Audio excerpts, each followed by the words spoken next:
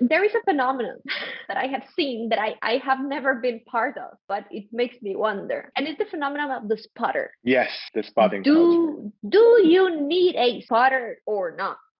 It depends what your goals are. Because in general, I would say no, you absolutely don't need a spotter. And then it also depends on the exercise. So it depends on you, on the exercise, on your goals. For example, if you do a bench press, a barbell bench press, you go all out, you always want to have a spotter. Always want to have someone, like, if you can't get the bar up anymore, you don't want to be in a position where the bar is just on your chest, like you can't get it off anymore. You can't stand up and you break your rib cage, right? You don't want that to happen. Has that ever happened to you, that you are like trapped under the bar?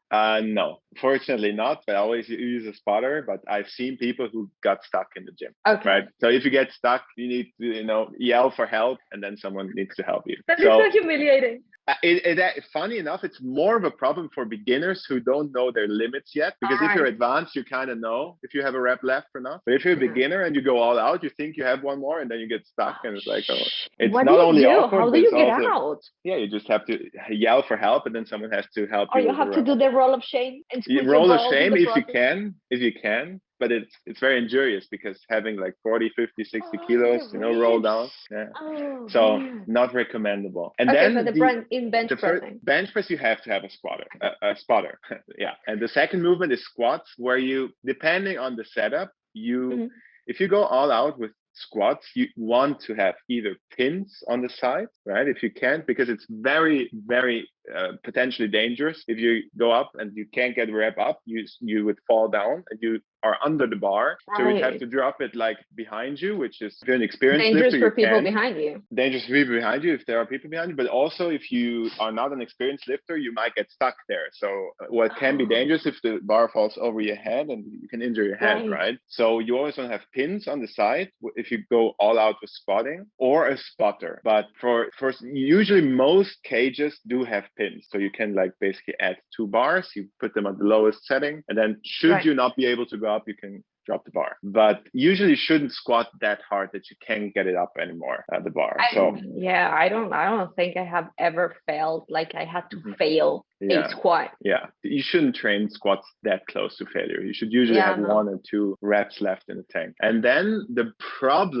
funny problem that what you probably alluded to is that people, if they spot too early, and they make it a partner exercise. So either you squat and then someone squats with you by grabbing you at the rib cage and then squatting with you, which essentially defeats the purpose of the exercise, because it's stupid and it looks stupid. He looks stupid, you look stupid. It's like, it doesn't make any sense. The only goal of a spotter should be he or she should help you if you are in need of assistance, and to make it safe, right? In German, it's also called "Kannst du mich sichern?" Can you save me, right? And in, I don't know why it's called spotting. So basically, it's the safety person in German, right? If it's translated literally. And that's what the purpose should be. Also in bench pressing, for example, most spotters make the mistake that they help at the first sign of struggle. But that's not what you want to do, because it defeats the purpose, right? If I'm doing bench press, it might look to some people like I'm struggling from the second rep onward, but I might still have 5 more reps left. And that's why I always have to tell them directly, please don't touch the bar until I say so,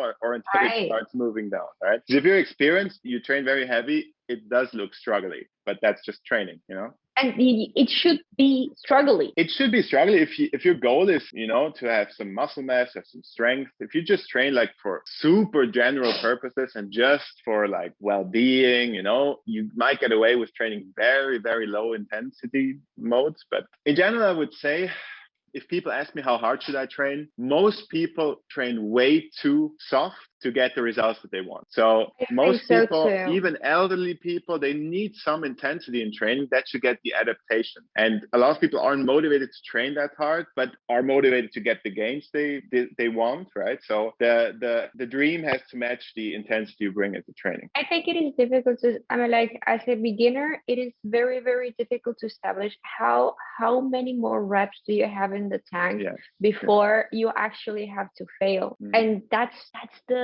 those 3 last reps should be effortful. Yes, absolutely. However, how effortful? And that takes me to my next point.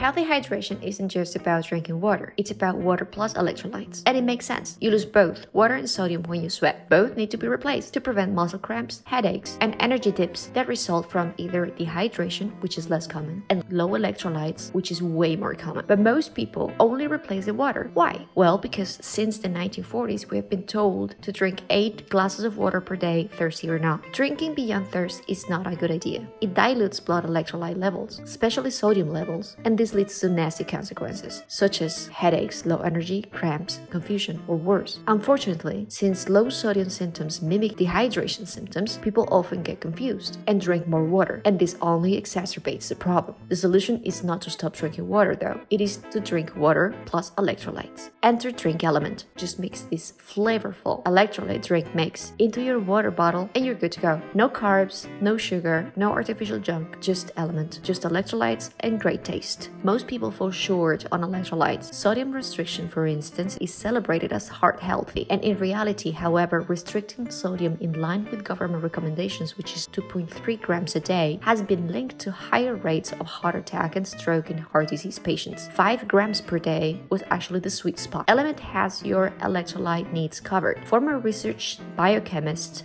Rob Wolf and Ketogains founders Tyler Cartwright and Ludwig Essenot formulated Drink LMNT to provide the optimal ratios of sodium, potassium, and magnesium for healthy hydration. They also formulated LMNT to please your palate. Try orange salt, citrus salt, raspberry salt, or experiment with any of the other flavors. LMNT came up with a fantastic offer for us. Just click on the link in the description of this episode and order your Insider Bundle. Your Insider Bundle consists of 4 tasty boxes of salt for the price of 3. If LMNT does not exceed your expectations, they offer a no questions asked refund policy. You don't even have to send it back. Now, stay salty, don't forget to auto-regulate, and let's go back to this episode.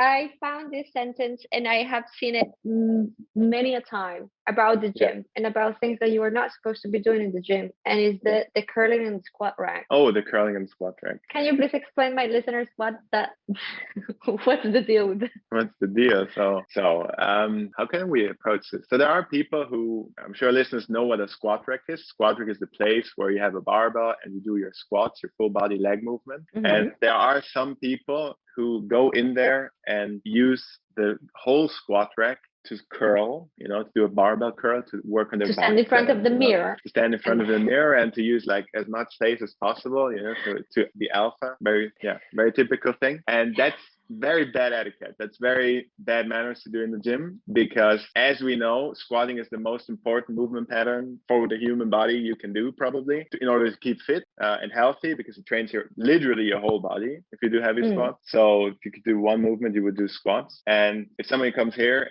and takes the squat rack in order to curl and to be macho about it, it's so annoying. Yeah. Now, the other thing is that if you go to a gym that is like a McFit, there are like 1,000 different squat racks. But if you go to a normal gym in your neighborhood, they are going to have like maximum 2. Yes. They're going to have maximum 2, and they tend to be, depending on the hour that you go, they tend to be like always busy, and you're waiting for your turn, you're waiting for your spot, and then you see some person like taking the space and standing in front of it doing stupid bicep curls. No, that was the rant. That was the. Yeah, you shouldn't do that. You shouldn't take up people's space, because you can do the exercise somewhere else, right? So that's the part. That is etiquette. That is gym etiquette. Okay, let's move on to hygiene measures in the gym. Yes. Looks like you've had some bad experiences from your... Man, you have no idea how happy I am that I train in my house right now. God, I'm going to get in trouble for this. And I don't care. Latin culture. People in Latin America, I don't know if you know many of those. We are obsessed with showering. We are obsessed with showering and smelling flowery. Not smelling bad, but smelling flowery. Really? So, I wouldn't have guessed. Okay. That's no, it is. Idea. It's like BO, the amount, or at least in Colombia where I come from, the amount of tolerance for BO is very, very low. Very low. That's interesting.